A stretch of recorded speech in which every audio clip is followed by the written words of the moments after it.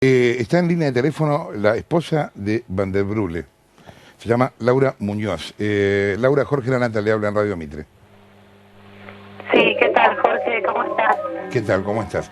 Es bastante mala la comunicación. Espero que vaya mejorando con el tiempo. Cuénteme, contame, Laura, ¿cómo llegaste a la conclusión de que había un vínculo entre tu esposo y Vudú y a qué tipo de negocios se dedicaban? Mira, no fue una conclusión, es un hecho, es una realidad porque él mismo me lo ha dicho y yo tengo muchísimas pruebas de los negocios que él hizo y que está haciendo. El problema es en realidad es que él, de la manera que él se mueve ante Vudú y ante toda la nación con un maltrato, una impunidad total, es de la misma forma que me ha maltratado a mí y a mi hija durante todo mi matrimonio y mucho peor cuando se fue y muchísimo peor cuando yo empecé a contar que sabía todos estos negocios que él estaba haciendo encubiertos. Bueno, recibo amenazas, me han robado, bueno, he vivido un maltrato y hacia mi hija terrible. Él me ha dicho que si sigo hablando él me va a hacer pasar por loca y me va a meter en un manicomio, me va a hacer meter presa. Vivo una situación de acoso y de maltrato permanente. Yo te voy a hacer varias preguntas que a lo mejor como este es un tema personal, si vos algunas tenés ganas contestarlas y si no, no, y decime no porque es personal, dale. ¿Cuánto hace que estás casada con Van der Brule? Y este año, en noviembre, serían 4 años. Ajá. Sí. ¿Cómo se conocieron? Nosotros nos conocimos en Alfaro Abogados, que es un estudio de abogados donde él trabajaba, él era socio residente en Madrid y yo trabajaba ahí de secretaria de otro de los socios. ¿Vos sos abogada o no? No, yo trabajaba como secretaria de uno de los socios. Ajá. No, yo soy artista plástica. Ajá. Y bueno, después ¿te casaste en Madrid o aquí en Buenos Aires? No, él se vino a vivir, él decía que ya quería volver a vivir acá, él vivió muchísimos años en el exterior. Por eso le ayuda a él a que no lo vinculen con Vudú, porque él después de su adolescencia se va a vivir afuera en su juventud y vuelve cuando se casa conmigo recién. Entonces, claro, toda su etapa profesional, todos sus contactos y sus clientes no lo vincularían jamás con Vudú. Bueno, volviendo a tu pregunta, él vuelve acá y él me dice que, bueno, no quiere vivir en Buenos Aires. Yo, de hecho, viví en Buenos Aires, pero siempre quise vivir afuera. Nos venimos a vivir a Mendoza. Después de mucho tiempo me di cuenta que para él fue una estrategia, porque él me quería tener lejos de sus negocios y de mis afectos para poder, digamos, de alguna forma tenerme enjaulada y callada. Ajá. ¿Vos conocías la relación de él con Vudú? ¿Él te hablaba de esa relación? Al principio no. Lo que pasa es que después, cuando Lupe empezó a trabajar con Vudú, ellos vivían, la familia materna de él vive todo en Mar del Plata. Por eso él pasó todas sus vacaciones, toda su vida en Mar del Plata. Y estas primas hermanas y todos sus otros primos viven en Mar del Plata. Entonces nosotros íbamos en las vacaciones a Mar del Plata y ellos también venían mucho a Buenos Aires.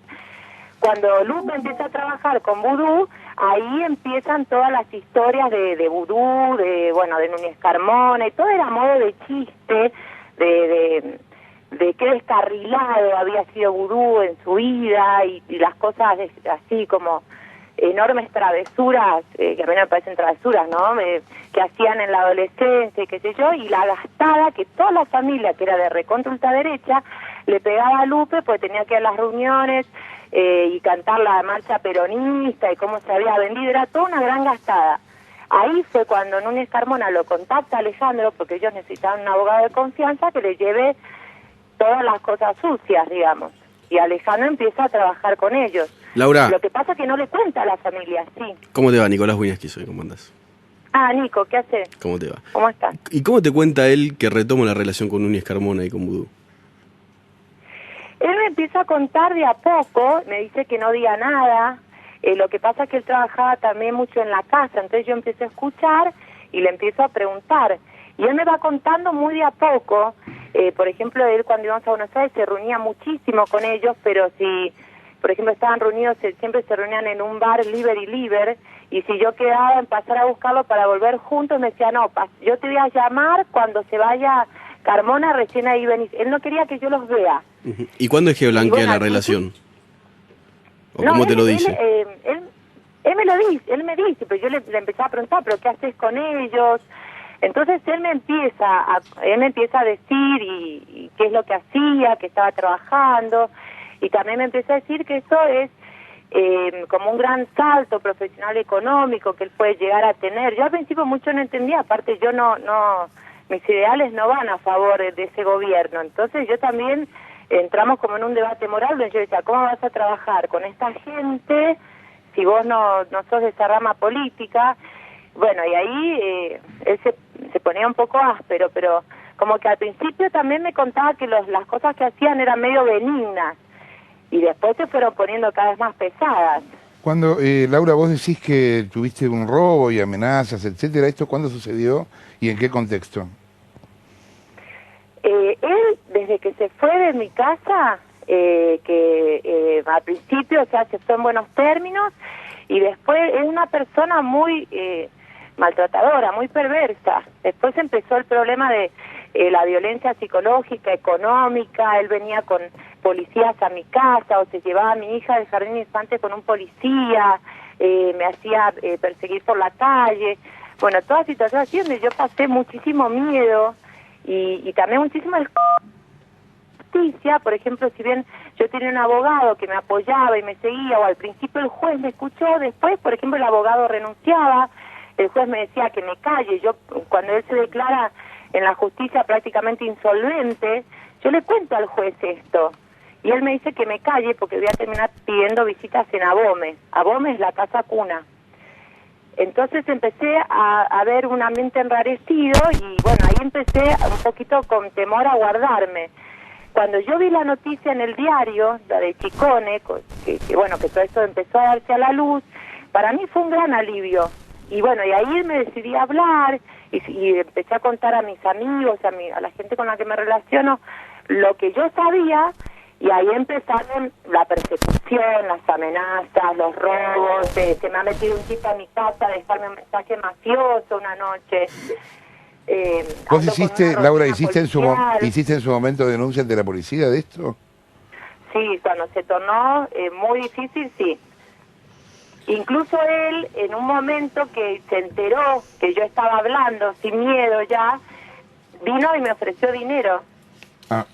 Y me dijo que iba a aceptar todas las condiciones que yo quería.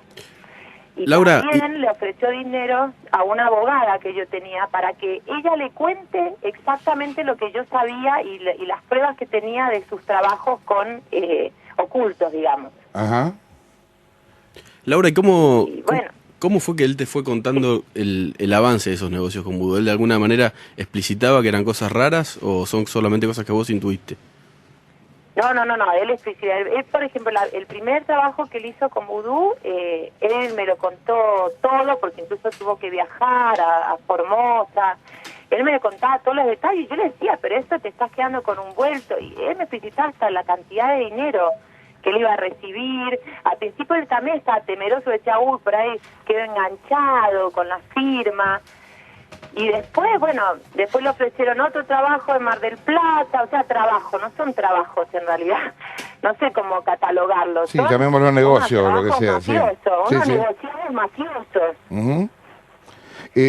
Laura, bueno, ¿vos pensás que tu esposo es testaferro de Vudú? Sí, yo pienso que sí, incluso él estaba poniendo una consultora con Núñez Carmona para que directamente el gobierno le pasen todas las cosas ahí, y ellos, o sea, ellos son parte del gobierno, él es parte del gobierno, él trabaja directamente con ellos. Por eso es que es imposible que el pueblo argentino admita que una persona trabaja directamente para el gobierno, se presida Chicone Calcográfica. Y también es imposible que un hombre que preside Chicone Calcográfica no pase cuota alimentaria a su hija. Sí, eso te iba a decir. Eso te iba a preguntar, Laura, ¿él tiene una fortuna o tenía una fortuna considerable como para que se haya quedado con Chicone Calcográfica, que es una imprenta importantísima? No. Él es un abogado que trabajaba bien y viene de una familia, el padre era gerente de AXA, pero él no es un hombre con una inmensa fortuna, para nada. Ok. ¿Sos consciente, Laura, que lo que se va a salir a decir es que esto es una vendetta, que no hay nada más terrible que una mujer despechada, y que esto es un divorcio, y que entonces estás mezclando las cosas. Sí, por supuesto, y creo que van a decir cosas más terribles y yo voy a tener que sufrir cosas tan terribles como las que ya vengo sufriendo en mi casa y con mis hijos, pero primero es un deber moral, yo lo tengo que decir, porque sobre todo lo de Chicón es un gran engaño al pueblo, y segundo, para mí, que esto sea público, también me da un halo de resguardo, porque así no saber lo que a mí me pasa, de alguna forma yo me siento más protegida, porque él me ha amenazado de muerte un montón de veces, y yo también pienso, si mañana aparezco muerta, ellos van a inventar que yo me suicidé o cualquier cosa. Yo necesito que se sepa la verdad, y también necesito que sepa la verdad para que él no maltrate más a mi hija, y mi hija pueda crecer en paz, con el dinero de él o sin el dinero de él, pero en paz. ¿Qué edad tiene tu nena, Laura? Ayer cumplió 4 años. ¿Cómo se llama? Polín. Bueno, un beso a Polín y gracias por la llamada, Laura. No, por favor, quedo a tu entera disposición y bueno, estoy dispuesta a seguir hablando y a brindar todos los datos que haga falta para esclarecer todo esto. Y que se haga justicia por el pueblo y por mi hija y por mí. Gracias, gracias Laura. Laura Muñoz, la esposa de Van den Brule.